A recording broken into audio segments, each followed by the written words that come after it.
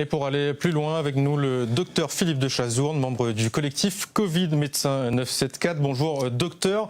Bonjour. Je vous ai vu réagir à ce reportage, notamment lorsqu'ils ont annoncé une hospitalisation toutes les 30 secondes. Jusqu'où on va arrêter toute cette peur qu'on instaure. Alors, je ne sais pas si c'est volontaire ou pas, mais revenons sur nos fondamentaux médicaux et arrêtons cette absence de débat. Il n'y a absolument aucun débat, il y a une accumulation d'invités comme aujourd'hui, mais à quand un débat scientifique et non plus simplement mathématique qui a montré tous ses défauts lors du chikungunya ici, lors du H1N1. Revenons sur des bases médicales.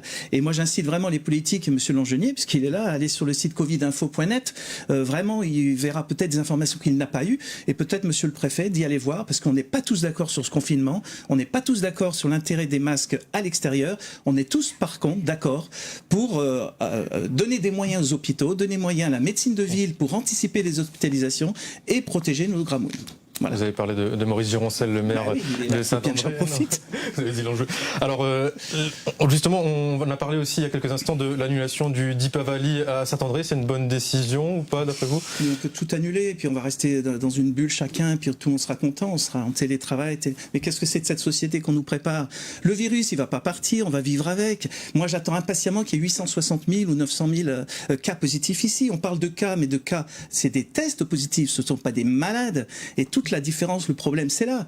Donc attention, il faut que la communauté médicale, pas forcément celle qui est entendue et écoutée par le préfet, commence à réagir. C'est pour ça que nous on rejoint ce collectif qui regroupe en France des centaines de chercheurs, de médecins hospitaliers, réanimateurs. On en a même une réanimatrice, ancienne ministre dans notre collectif. Enfin, ils ne sont pas tous fous, ces gens-là. Donc écoutons-les et débattons, face publique, face caméra, débattons sur les mêmes chiffres, sur un argumentaire. Et le problème, ce qui se passe, c'est l'interprétation de ces chiffres.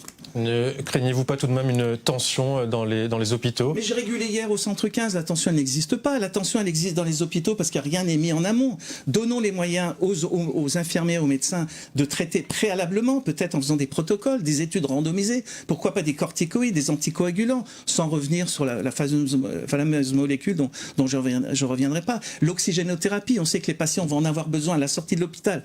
Acceptons que les médecins et infirmières et les autres soignants aient la possibilité de continuer l'oxygénothérapie à domicile, et ça désengagera les hôpitaux.